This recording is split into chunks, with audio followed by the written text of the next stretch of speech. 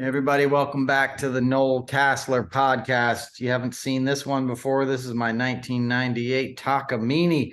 This is a custom guitar, 120 of 250 made, and I got it at Rudy's in New York City after I worked on the reunion tour, the Bruce Springsteen leg of the reunion tour that they filmed at Madison Square Garden. And the great Nils Lofgren plays a Koa Takamine, so I had to have one myself, and that's the one I got. It's a beautiful guitar.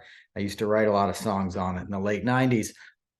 Welcome back to the podcast. It's been a minute. This is episode 98, so we're getting up there. There's been some crazy news recently. We'll start off light today because it's a crazy day, right? Elon Musk is going to be in the news a lot tonight. He blew up a rocket today, and he blew up Twitter because he took away everybody's blue checks. He even took away blue checks from people that were paying for him. Because I know some friends of mine on there weren't legitimately sort of verified. They paid for it, because they have big Twitter hustles.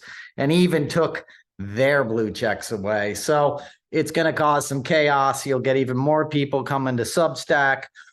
Substack is where I'm at these days. As many of you know, I stopped putting my content on Twitter last week. I saw this coming. Who didn't, but I just couldn't stomach it anymore, and I couldn't contribute to making that site any more popular. Not that I'm all that, but, I put my heart and soul and my sense of humor and, whatever I'm feeling in the moment into my tweets. And after a while, I was like, why am I doing this? This guy's a scumbag, and he's making life more dangerous for everybody. And, a lot of people will think, well, otherwise he wins if you leave. Like, Twitter is a pretty small percentage of the American population. It was a great way to share information during the pandemic and sort of during the Trump years. But when you leave, you realize how kind of nominal it is, and there's other ways to communicate, and we're clearly going to have to find them, because continuing to use it and reward that guy for that kind of behavior isn't something I can stomach.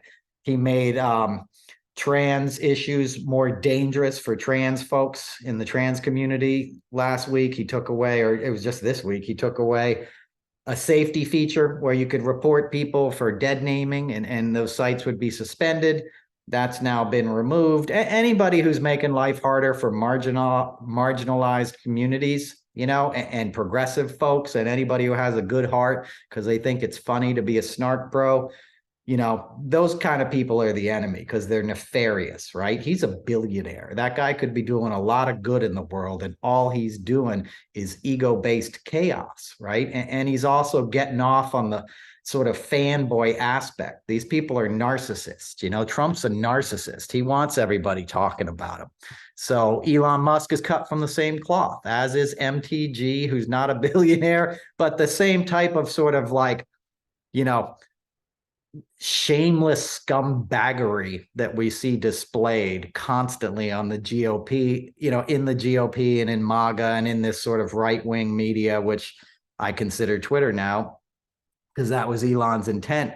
He was trying to stop he mainly wanted to stop people talking about the atrocities that Putin was committing in Ukraine. That was the number one reason to buy Twitter, because, Putin was on his heels last summer. Over the fall, he knew he was going to have another push, and he knew that, the ground he had lost, there was going to be like clues to their war crimes, and that, sort of Ukrainian forces and international observers were going to become more and more aware of these atrocities. And the easiest way to spread that information was on Twitter. So, that was rule number one, which should be, reason enough to not support the site. And the rest of it was just Elon sort of breaking the progressive, communications infrastructure, right? Because he's a billionaire. He doesn't want to pay taxes. He doesn't want environmental regulations. The guy is not an environmentalist. Look up Boca Chica and what he does down there, where he launched his rocket from today.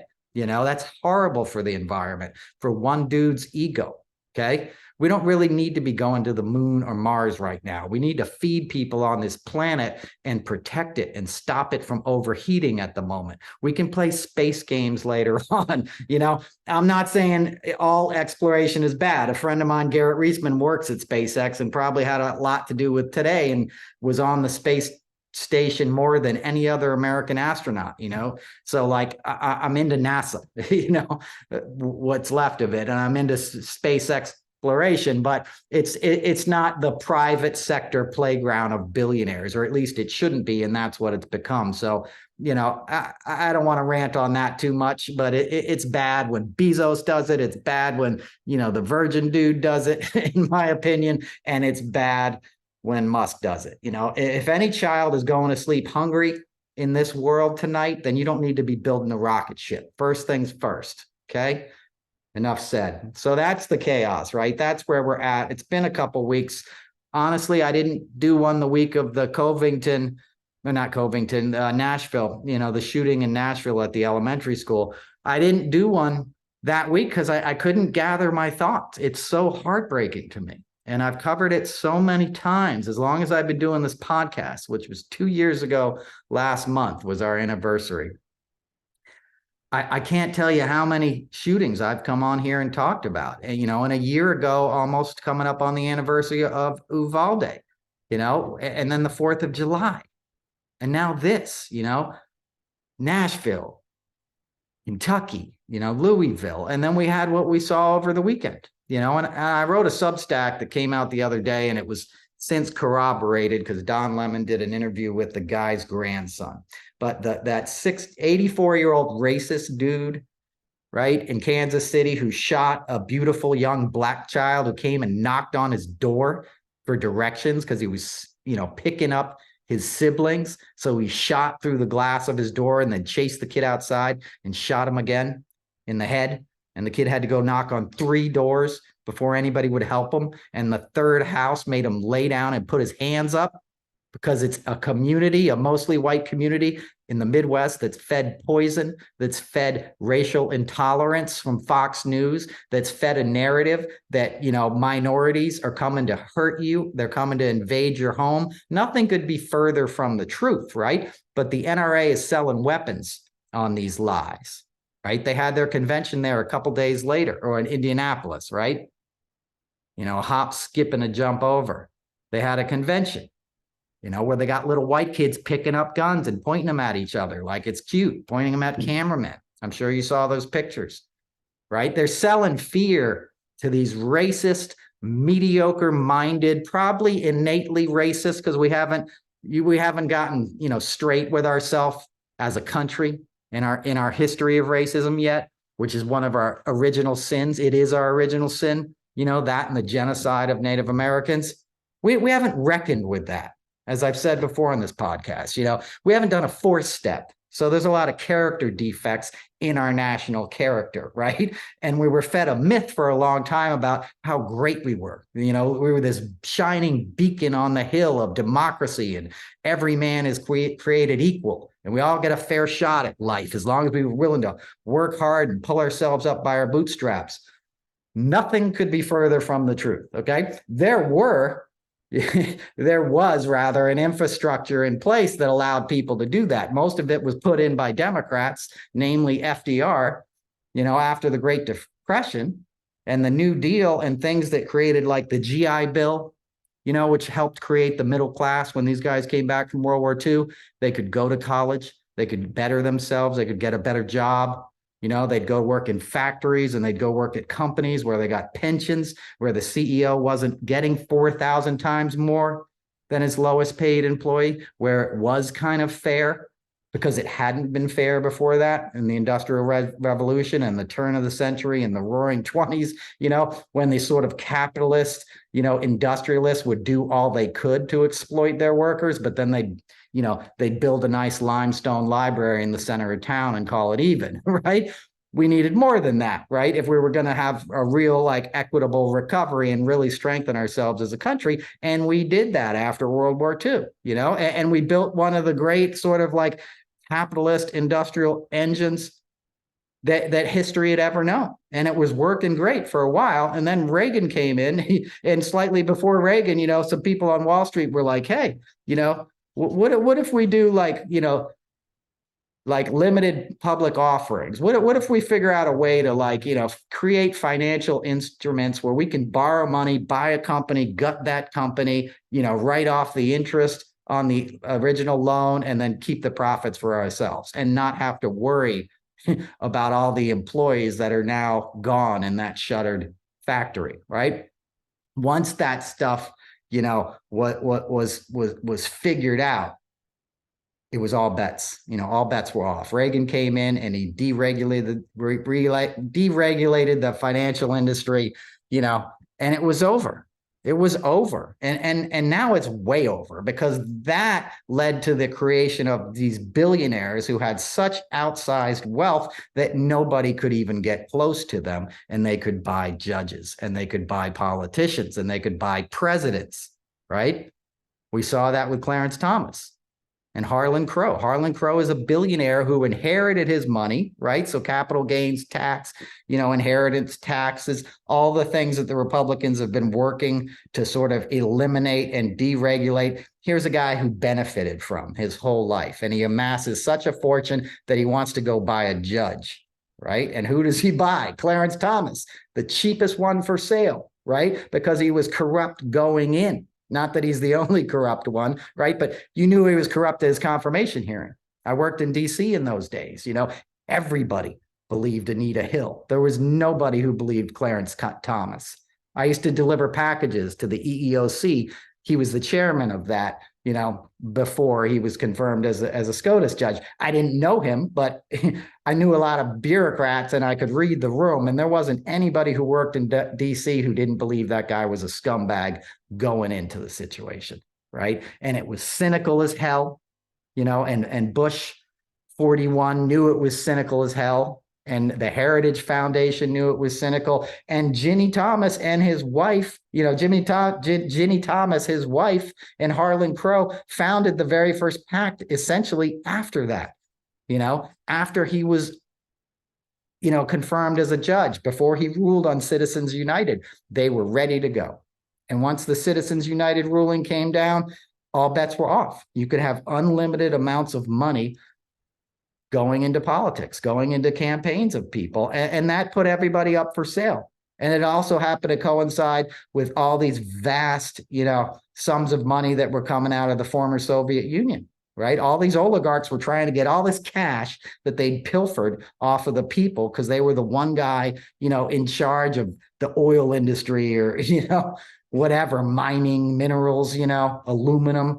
All these guys had all this cash they needed to get out of there, and they needed to go shopping. The girlfriend and the wife and the kids could only spend so much in Monaco, and Fifth Avenue. After a while, you need some solid investments. And Washington was where they went to invest that money. And they started buying people up. And guys like Paul Manafort and Roger Stone were middlemen for that. In New York, on the financial end, it was guys like Felix Sater, Michael Cohen later on, helping the Russians bury their cash firmly in America. That's what Trump did. That's what Trump Tower was, as I've told you a million times.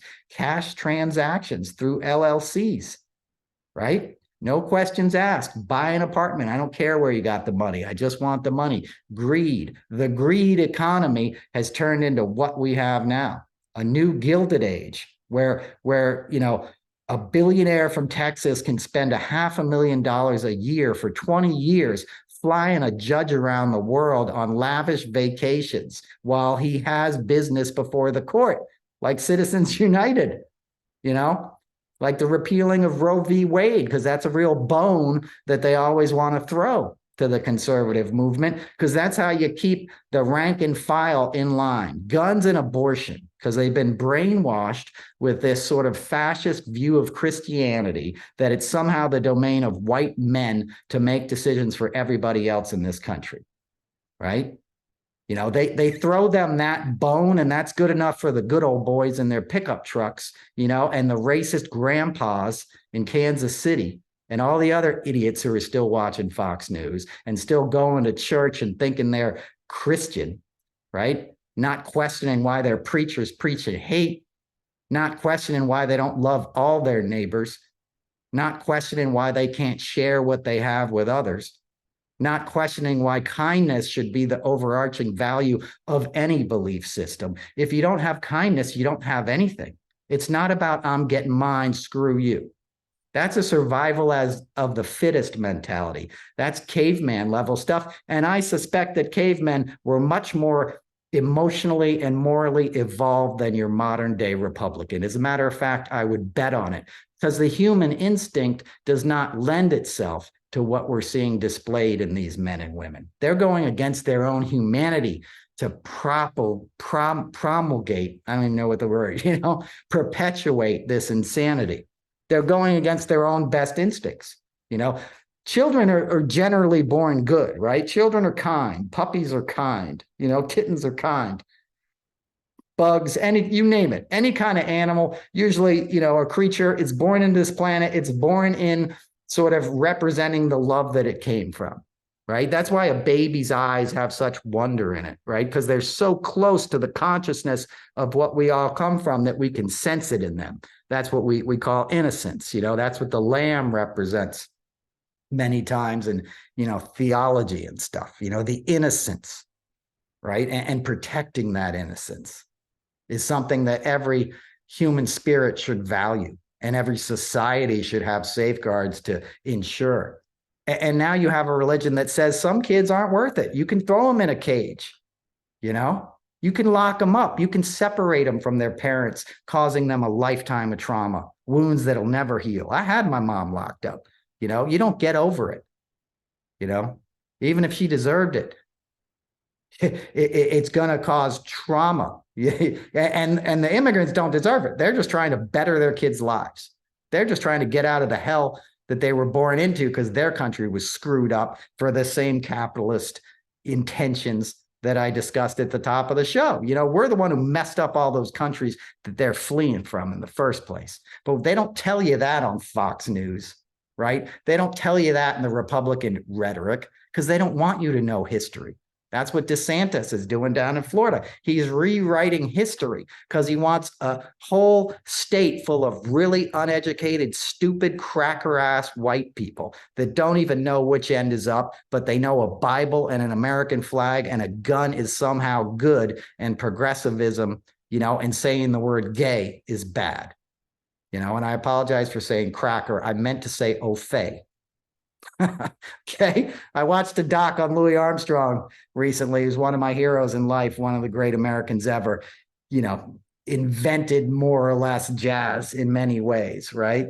Quarter tones, you know, you can trace them back to, you know, Professor Longhair, Louis Armstrong, whatever you want to say, like, you know, that's the man right there, you know, Buddy Bolden.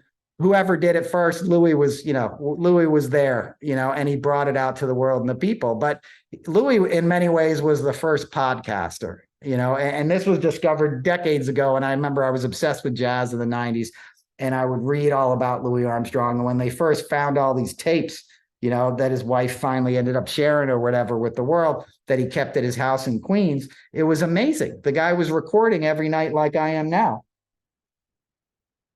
talking into his microphone, into his tape recorder, talking about travel in the world, talking about his experiences. I'm not equating myself with Louis Armstrong. It's just, he was podcasting. He was meticulously documenting it and leaving it behind because he knew the work he did was important, right? And he knew his experience in America. He was at the vanguard, you know, being the color of his skin and the you know, the enormity of his talent and how those two things were constantly clashing into each other. He couldn't eat in the restaurants and the supper clubs and the places that he played. He couldn't stay in the hotels that he was playing in the ballrooms. One of the greatest geniuses to ever pick up an instrument, ever. A guy who's akin to, Mozart, right? Louis Armstrong could hold his own with anybody in the history of the world. And he wasn't allowed to walk in through the front door, but he could entertain people. And he did it anyway, even though he was obviously very bitter and angry about it. And he had a very complex relationship, obviously, within the Black community, because by the 60s, people weren't into that. They didn't want to see him holding the handkerchief and smiling and, dancing, he was sort of unfairly marginalized within his own community because people resented it, and you could understand why, and I can't speak on that, but his talent is undeniable. And watch the documentary. Wynton Marsalis, one of the great educators and musicians of our time, is in it and speaks eloquently on these issues. But the point I'm making is he would sit and document racism in this country. And you watch this and it feels like it hasn't changed. It's gone back in the other direction. But he would use, he'd use the N-word, and he would use au fait constantly, So I think we need to bring back au fait. Because these are crackers, man. These are the same kind of guys that would be cracking a whip back in the day. I used to grow up and think, how could people have done that? When I would learn about the exploitation, of people in this country, the enslavement of people, you think, how could you do that? How could you sit there and watch somebody else, working their fingers to the bone for nothing? You're keeping them captive and forcing them to do it. How could the humanity in you possibly abide that for a second? And then I look, and I was always like, how could you do that? And these days I'm like, oh, I see how it happened. That guy could do that. Tom Cotton could do that, no problem. Matt Gaetz could do that, no problem. Jim Jordan, the list goes on and on, Don Jr., Donald Trump, these guys will do that in a heartbeat,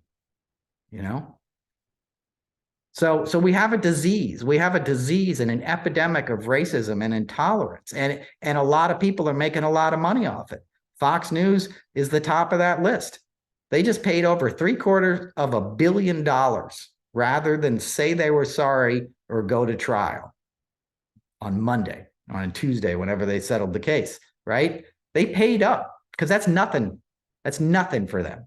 I mean, it's not nothing, but it's not going to change their lifestyle at all, right? And they're going to get a tax break because they're going to write off the settlement, and then taxpayers are going to pay $200 million of that settlement. So we're subsidizing their lies on January 6th. Let that sink in. That's a fact. That's how it works, because you get too big to fail and nobody can really touch you. And you have so much money, you can't really ever be held accountable. And that's why people were excited about this case, because they were like, will they be held accountable? Will Rupert Murdoch have to take the stand? Hell no. Rupert wasn't taking the stand. Rupert sent a text and said, cut a check. Done. Next order of business. I need a new wife. That's how it works. It is like secession. That's what our world has come to. And that's what that Clarence Thomas article laid out. Like when you see Leonard Leo, and this other lawyer, Mark, I can't think of his last name. He was a Bush 41 lawyer. He helped find Clarence Thomas the first time. He's one of the guys who promotes all the George Soros anti-Semitism. He was there. I'm talking about the painting of the picture when they were up at Top Ridge, which is a private resort in the Adirondacks that Harlan Crow owns. It's next to the Rockefellers' property.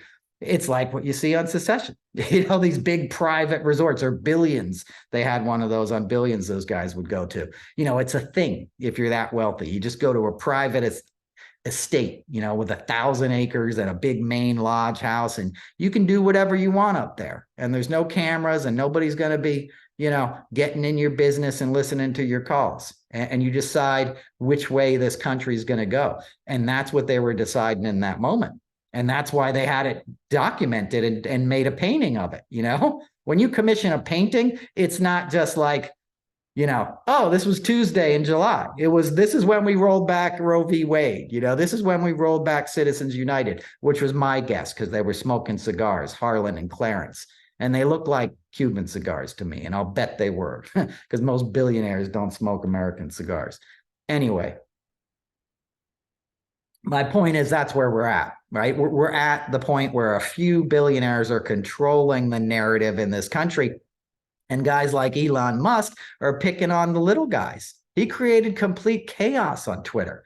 Part of the reason, my podcast hasn't come out, I told you I didn't want to speak on the shootings because it was too upsetting, but also like Twitter was too upsetting. It wasn't just the funny banter and sharing information and kind of, like dealing with serious stuff, but doing it in a lighthearted manner. It was clearly like it had taken a left turn into nefarious stuff.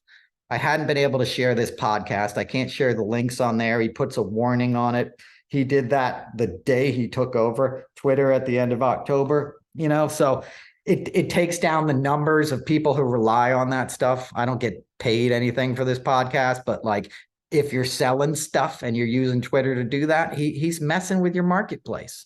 And I get paid a little from Substack now. And if you want to support this, podcast, sign up for my Substack. It's $12 a month. I put a lot of work into the articles. There's at least 4 of them a month. They're free otherwise, and it costs nothing to sign up for free. But if you want to support, that's how you do it. My point being, I know journalists who make their whole living off of Substack. That's how they're feeding their kids. And sharing it on Twitter when you've built up a big following, as I've said before, it's a big part of your sort of economic portfolio. So to have a guy who's the world's richest man take that away because of his ego or because he wants to do a favor to the far right or Putin is just insane. And to continue on like business as usual is even more insane because sooner or later you're going to have to find an alternative. It's not sustainable, right? Just like our dependence on fossil fuels is not sustainable as you see these freak storms. What happened in Florida? Fort Lauderdale flooded. People are flooded in their homes. DeSantis was nowhere to be found. He was up in New Hampshire campaigning. He was up at the Federalist Society in D.C. last week, giving a speech in a private room, kissing ass. It was actually the other night. Washington Post did a great piece on it. These guys are out there courting the power, not the people. That should tell you everything you know. It's not just for money to buy lawn signs anymore. It's kissing ass to who calls the shots, right? It's finding the guy who's going to call the shots that's going to put you in power.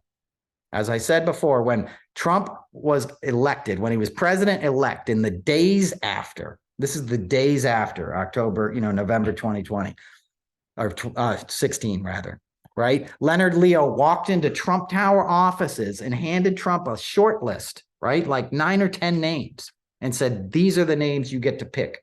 You can pick any of these guys for the Supreme Court, right? Gorsuch was on that list. He's on the Supreme Court. Brett Kavanaugh was on that list. He's on the Supreme Court.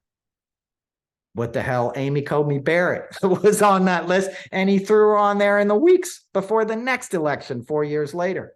All handpicked by Leonard Leo, all there to do the billionaires' bidding, right, on behalf of the Federalist Society and the Heritage Foundation and all these things that the Koch brothers fund and the Leonard, and the Harlan Crows fund and the Leonard Leo gets rich off of. When Leonard Leo walked into Trump's office, he was basically a middle-class guy. He had like a home in Arlington, was not like a baller. Now he's a baller. He's got a big estate in Maine where all the blue bloods hang out. He's raised like $1 billion for his own PAC, which is run out of a P.O. box in Georgetown on Wisconsin Avenue. Like, I'm not making this up. Like, it's literally a mailbox, at a mailboxes, et cetera, or something, et cetera. And that's the physical address for a company, or for a PAC that's getting billions of dollars, that's laundering money so you can buy judiciary members. And the New Yorker did a great piece on this. Like, you can do your own reading on this kind of stuff. This is where we're at. And that's a crisis that's slow burning, right? You don't think of that immediately with the same kind of way you think of the mass shootings and all this other stuff that's just clearly, taking your attention and ripping your heart out every day. But these other things have massive, massive impacts, and that's what we need to pay attention to. You got to follow the money, and you got to see who they're buying, and you got to hold them accountable. Because if you don't hold Clarence Thomas accountable now, Ginny Thomas has already gotten away with it, right? She was one of the organizers of January 6th. She was sending out the tweets like, get on the bus, it'll be here at 7:00 on Tuesday, get on, come fight for Trump. She was at the fucking rally. Sorry to curse, but what the hell was a Supreme Court justice doing in the crowd? When a guy who everybody on the planet knew legitimately lost the election was trying to rally up people to go attack the Capitol. What the hell was she doing standing there? And why is she not in front of Congress getting grilled as to every penny that she spent to help make that happen? Why? Too big to fail, too connected, too many politicians afraid to lift up the rug and see all the rats, the roaches scatter, right? People are like, I'm not powerful enough to go after that one. You got to hope, I don't think Merrick Garland has the guts for it. You got to hope Jack Smith does, but I don't think so. I think that Trump will be enough, and we'll have to be happy with that. If we can just get him held accountable, right? So you may not get a Clarence Thomas held accountable. You certainly won't do anything about a Samuel Alito. Justice Roberts, the Chief Justice has the worst court in the history of America. Now, Americans have never had less faith in the Supreme Court than they do now, and their judiciary. We can't get any other circuit court judges appointed, right? Because of a whole other issue that I don't even really want to get into because it's too mind-blowing. But, I'm looking at you, California. Dianne Feinstein obviously needs to retire and give up her seat. But she won't do that. And it's a prickly issue, and people think it's ageist or whatever. She's like 91, or close enough. She can't go to work. You got to replace them. If you're going out on a rock tour and somebody's sick, you have to replace that person. The show has to go on. When you have business before the American people, and you have a president's term, which is 4 years, you don't have a minute to waste in 4 years. If you have an ambitious agenda, you need every waking hour that you're going to be in office to have the best team you can possibly have working on your stuff and trying to get it passed, including your appointments to the judiciary. And Biden doesn't have that. He's been hamstrung for over a month. Since mid-February, they can't get anything done.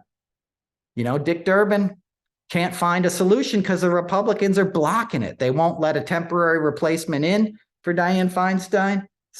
I'm probably saying it wrong.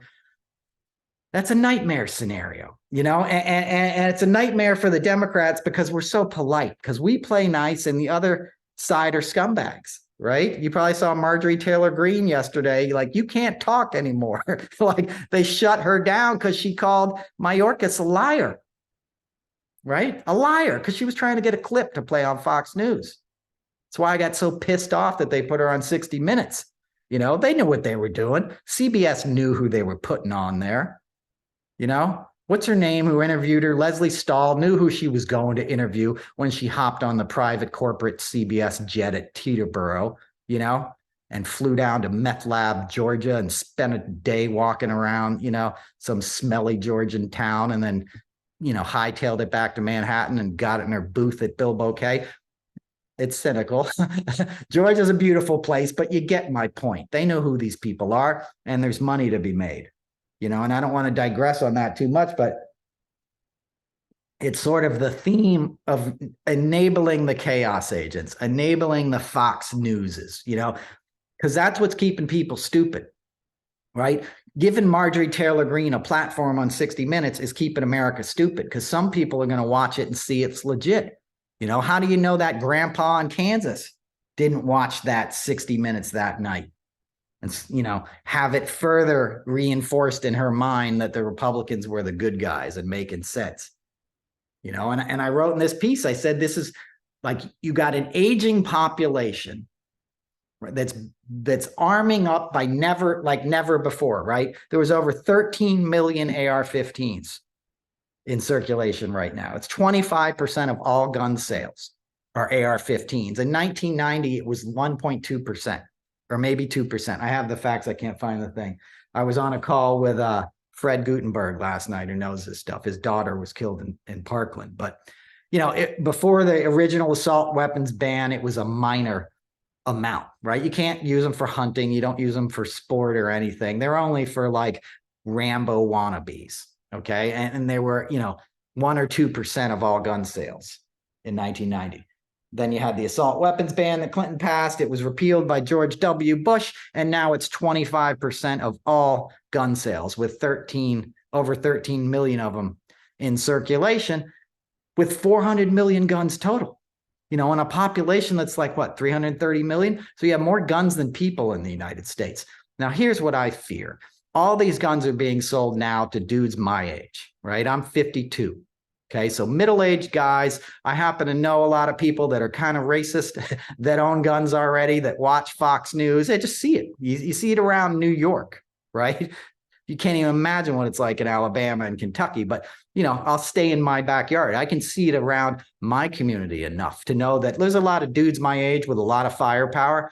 What happens in 20 or 30 years, when we're 70 and 80, and start to get dementia and all these other issues? What happens when all those guns in your home intersect with all that violence, or fear of violence or toxicity, all that poison that's being pumped into you right now by Fox News and OAN and Donald Trump and MTG and Ron DeSantis and the rest of the grifters? What happens when your, modeled, addled brain is in your later years and you got a machine gun in your house and somebody knocks on your door who's a home health care worker who's coming to help carry you to the toilet or something? You know what I mean? But you don't like the color of their skin, so you shoot first and ask questions later, because you're mentally ill if you're buying one of those things anyway. Nobody buys an AR-15 who's got a clean mental health outlook. You don't do it. You probably don't even buy a gun, to be honest with you, unless you're using it for shooting or you live on a ranch or something. You buying a handgun, you're already taking a trip down crazy lane because you think, I'm going to need this. Someone's going to kill me and I'm going to kill them first. That's already crazy thinking. That's already a fearful way to go through the world. You don't have to go through the world that way. Trust me.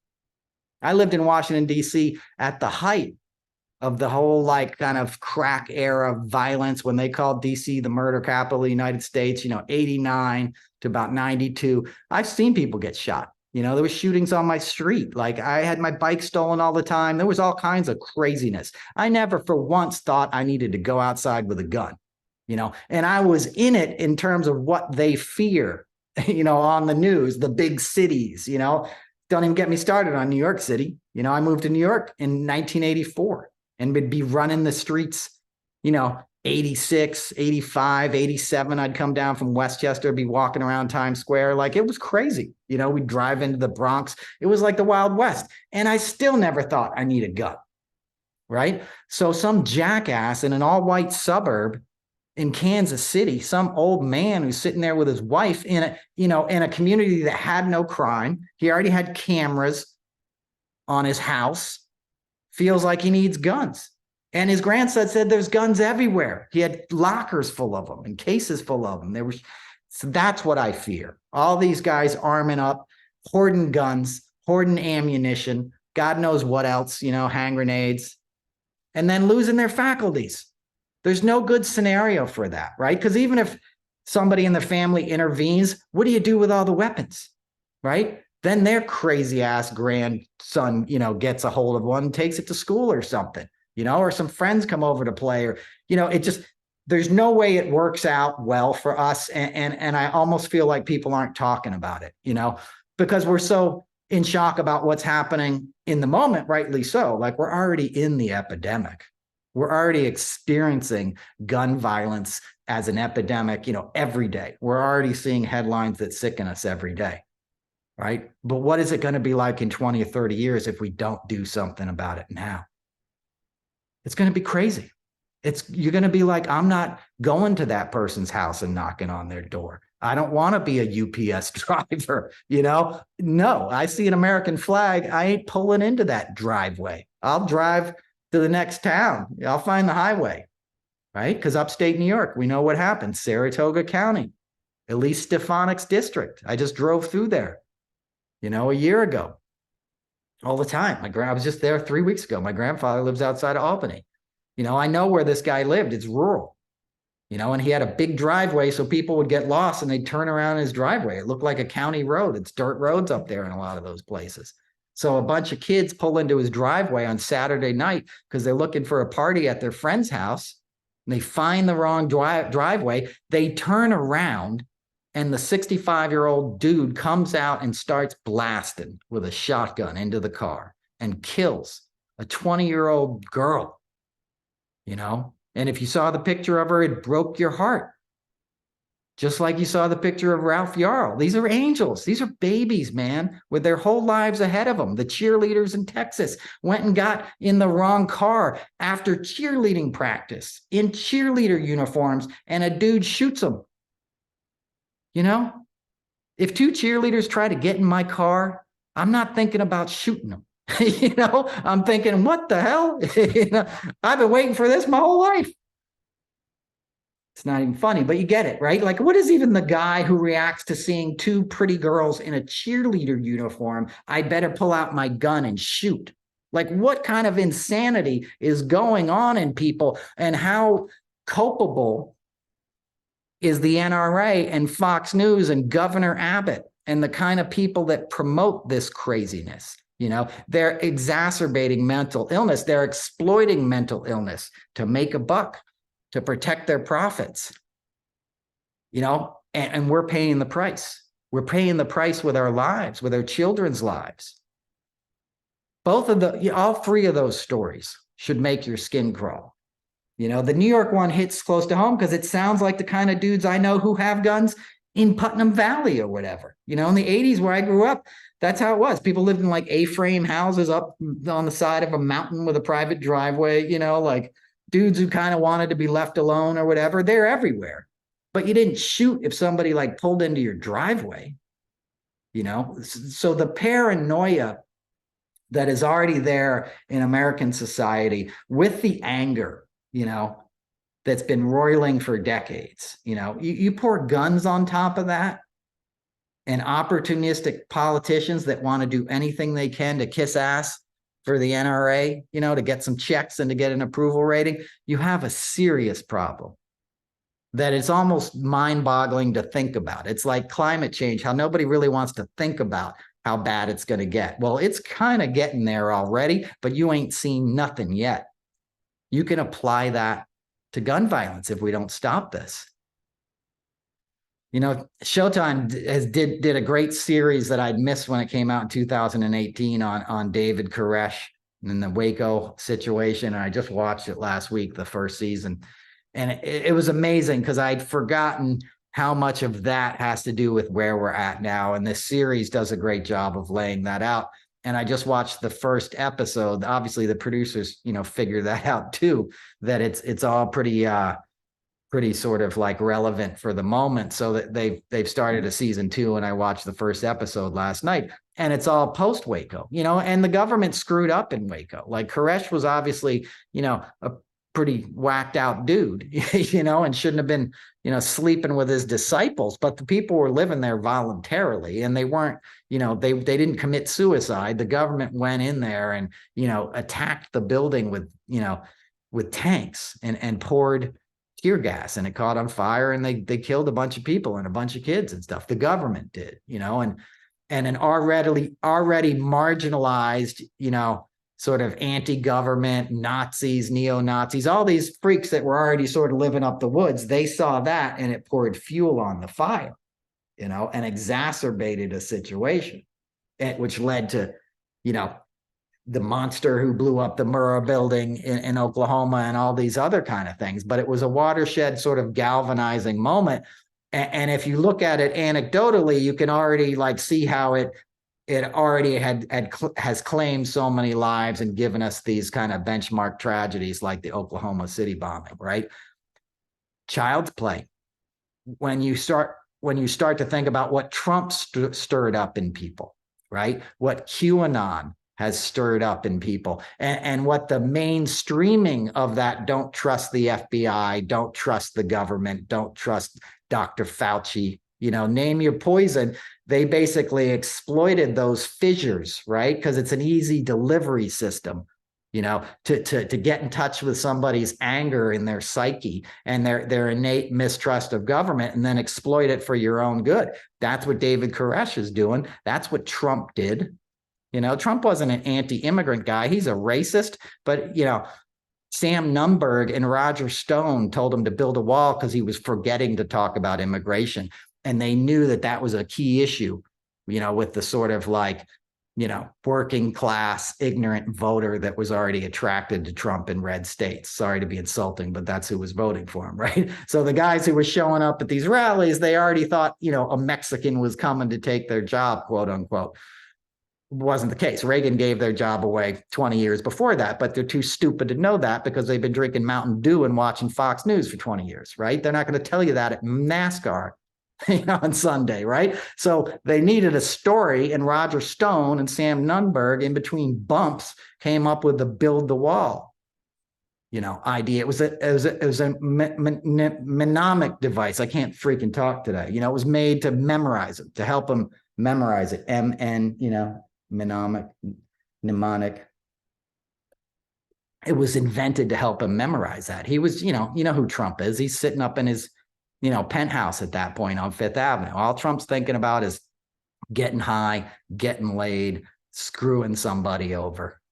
Trump's world is all very small. He wants music to play when he walks into the room. He wants to hit on chicks, and he wants everybody to think he's worth something because he knows deep down he ain't worth shit. And he's always known that since he's a kid. That's the core of Trump's psychology. And that is a dangerous set of psychological conditions when you get these big outsized egomaniac leaders, right? DeSantis comes to mind. Hitler is probably history's great example, right? Didn't get into art school. All of a sudden, it was the Jews' fault. So let me go after them. Bunch of sort of ignorant working class Germans had been kept down after World War I, because the treaty was definitely sort of not in their favor, so they were ripe for the picking for a charismatic leader to come along and blame the other. And it's the most cynical, dangerous thing that any leader can do to a population. And we've seen its results, not just in the history of fascism, right? We see it in the cults, right? And that's the playbook that Trump pulled from. Harlan Crow, as we know, the Clarence Thomas benefactor, patron, whatever you want to call him, collected Nazi memorabilia. He collected the statues of dictators, Ceausescu and all these guys. Why did he do that? Why does he have cocktail napkins with swastikas on them that are actual linen from, the Nazi party? Because he's memorializing it. To them, that is the apex of elitists manipulating the masses and sort of trying to bend the world to their will. And that becomes, in a damaged mind with too much power, that becomes like, unavoidable. Like they can't resist that temptation. And Trump was the perfect beast for that because he was so stupid, but so sort of gifted as a con man in a way. Right? Because say what you want about him. He's a clown. He knows he looks like a clown, all that kind of stuff. A certain demographic loves him. He's like a cartoon character, and he's always been, and it's the exact same demographic that he needed to pull away from Obama. Guys who worked in factories, who worked construction and stuff, who did vote for Obama, but he needed to pull them away. So he did it by, I hate the immigrants and Hillary is bad, and you might as well vote for me because I'd like to have a beer with you. I'm that kind of guy. I'm a plain spoken guy. I'm going to talk like we're on WrestleMania, and people loved it. They showed up at the rallies. They brought their kids. They bought the T-shirt. They pulled the lever. They made the biggest clown in the history of the United States president, with an able assist of Putin behind the scenes and, Jared Kushner, who walked away with $2 billion from the kingdom of Saudi Arabia after his time in office, right? Same sort of theme I said at the beginning, right? What do you buy when you already have a bunch of, super yachts and homes and stuff? You start buying judges. You start buying politicians. You start ensuring that you're always going to be able to hold on to that wealth, because that wealth makes you feel like you're above the law. And why shouldn't you be? Why shouldn't you be a master of the universe that creates the laws, right? To borrow from, what was the great Tom Wolfe novel? Bonfire of the Vanities, right? That same, corporate raider, Michael Milken kind of 80s mentality. There's an arrogance that comes with easily accumulated wealth, right? When you get a sense of entitlement because what you've been given, you haven't fully earned, and it's outsized in comparison with the others, you feel like you're better than the others around you. And you're not. Conscientious people realize, hey, I got a lot. My job is to give away even more than others. My job is to be of service and help as much as I can so I can at least enjoy what I have. That's how it used to be. There's nothing wrong with having wealth and enjoying your life, but you got to give some back, and you got to have a little tact. I love the old money, like, have a nice place on the Cape and a boat and a little place in Nantucket or whatever, but keep it chill. You don't need a 500-foot super yacht. Jeff Bezos has the biggest yacht in the world, right? His employees sleep in cars and do their laundry in laundromats and then go work 12-hour shifts where they can't even take a tea break and they can't unionize or they'll get fired. And this guy's buying the biggest yacht in the world and feels entitled to do that, feels entitled to not pay taxes, even though Amazon trucks are giant and they're going down your highways every day and putting big potholes in your infrastructure, and he's not paying a dime for it because he's too big to fail, and who's going to go after him? He just got a big New York turned him down for a headquarters on the East Coast, so he built it in Northern Virginia, and he got like a massive subsidy from the state, and now they're like, you know what? Actually, we're not going to build it right away. He took the money and he's screwing them over. Entitlement. And who's going to go up against him? Glenn Youngkin? You're going to have a Republican have the balls to go after him? You won't. I hope I'm making some sense here. I haven't been on here in a while. I don't want to just like rant the whole time. I'm just trying to like give you a glimpse of what's in my head and how we might be able to do something about it. Because obviously the gun violence epidemic is first and foremost. You have to deal with that. And then you have to see, the powers that are preventing you from doing anything about it. And it's not because they want to see people getting shot. It's because they use that to manipulate the people they need to manipulate. They use the guns. They use the pro-life bullshit, right? To manipulate the red straight, meat and potatoes Americans so they can continue to poison them, so they can continue to commit, environmental atrocities and not look towards the future. We have to use renewable energies, right? Fossil fuels are a commodity, meaning you dig it out of the ground and there's only so much. And when you run out of it, you have to go find somewhere else to dig. Now we're digging under oceans and under the, Arctic cap because, there's still some in the Permian Basin, but, exploration, expanding your business, the rapaciousness of that industry is insatiable. Instead of saying, hey, we can do wind farms and we can do solar power. But the money to be made off something like that is substantial, but it's going to be it's going to come at a cost to the oil and gas industry, and they know it, and they want to protect that. And they protect that by controlling the government, by controlling the schools, right? Hillsdale College in Michigan, that's the sort of the cap in the feather of the conservative, they call it classical education. That's where Ron DeSantis speaks. They have a branch in DC. Ginny Thomas was on the board. That's where they want the sort of leadership level to come from in the conservative movement. And it's basically, white Christian men are the rulers of everybody, and the smartest people on the planet. And we should just listen to what they say. That's the conservative movement. That's what's so well funded because they can keep an ideological hold. And if they get guys like, Ted Cruz or Josh Hawley, or Lee Stefanik, these Ivy League educated people, to sort of not that these are smart people, but to go against their own educations and just dumb down their constituents. DeSantis being a great example of that. Guy went to Yale, went to Harvard Law, was a Navy JAG. He's not an idiot, but he wants everybody in Florida to be idiots. He's assuming your parents are stupid enough not to raise too much of a fuss if he takes all the books out of your classroom and doesn't teach the real history. Because if you know where you're coming from, you can't be fooled, right? It's like Bob Marley would say, they wouldn't want to teach the real history because then you're going to realize, shit, it's not fair. Let's change these rules to make it fair. I'm tired of it being unfair because unfairness gets you chaos. You never really get away with anything.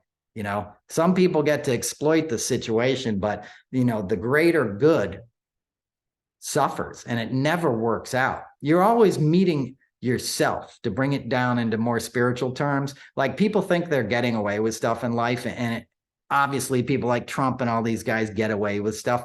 But in the larger sense, in the spiritual sense, you don't get away with anything because what you're doing to yourself. You're just not feeling it now in this lifetime, but it is going to catch up with you later. You know, everything does. All my regrets in life are just dumb stuff I did where I could have been more sensitive and I wasn't because I was acting out of my own pain and hurt. You know, I'm a recovering alcoholic. A lot of that, you know, when you get sober, you have all these, like, just all these things you did. And you're like, oh my God, you know, and you write it down. You do a 4-step and you take an inventory and you're like, Jesus, I did this, I did that. You tell another human being and you own it. You say, you dig into it deep and you say, I did this because I was scared, because I was insecure, because this threatened my livelihood, you know, because I was acting out, you know, because I was selfish in my desires and my desires were running amok, you know, and I didn't have humility and I didn't have a sense of doing service for others and honesty. And that warps you as a person. And then you build up so much shame and so much guilt that you keep doing the bad shit because you can't face the truth. And in many ways, that's what we got, where we got as a country, right? And one of the parties is like, don't ever look at the truth. Don't ever do the 4-step. You're fine the way you are, right? And the more advanced side that wants to heal, that admits, hey, this isn't a pretty picture, but we can own it. We didn't do it ourselves. It may have been done in our name. It may have been done by people that we were related to that looked like us, to people that didn't look like us, but we can all still come together as humans now and make it right and look at it. You can't make it right. I mean, you can never undo the evil done, but you can make sure it doesn't happen again. And if there's any legacy you need to live to, you know, leave to humanity, it's that. I know these headlines are brutal for everybody. You know, I can't even go on Twitter anymore, you know. The thing that just popped in my head that I saw today, I don't even want to mention, but it involved anti-Semitism, you know, being perpetrated on a child again. You know, all the horrible things you've read about and heard about, like, they all have the potential to happen here. You know, we're in a crucial time where we really have to, like, take a stock of where we are and figure out how we're going to stop this. You know, the history, you know, you don't want it to repeat itself, but it's full of examples, you know, and this is a time for great thinkers. You need smart men and women that are like, here's what happened. This is what we need to do. Forget about the grifters. Forget about the people that want to make a buck off your anger and retweet me and follow my hashtag if you want to fight back. Half of that shit is BS, okay? You know, it gets the message out, but most of it is done by people just looking for their own clout and to make a buck off the situation. You know, it doesn't mean their heart isn't in the right place, but they're thinking about themselves more than the greater good. You know, doing the right thing doesn't have to involve money. You know, keep that in mind. There's ways you can act upon your kindness and change the world. You know, you can do it with all your actions. The environmental stuff, it's very easy to feel powerless over that. There's a million things you could do every day, you know, to start changing your habits. Little things, you know, when I use shampoo, if I put too much shampoo in my hand, I'm like, God, I wasted it. I should use less because it's less product. It's one less plastic bottle that I'm going to throw out as quickly. All these little things. And the more you start doing the little things, they inform all the other things. I figured that out when I almost threw a tea bag into the trash. And then I was like, let me squeeze the tea bag harder, get the liquid out of it, and then throw it in the trash. So it's lighter. So it's less mass in that trash that I'm putting in a black plastic bag that a truck is going to come tomorrow morning and haul away using fossil fuels to power it. Does that sound crazy? Sure. Are we talking about a fraction of a half an ounce or something? Probably, but it's the consciousness. It's the awareness of how all these things are related.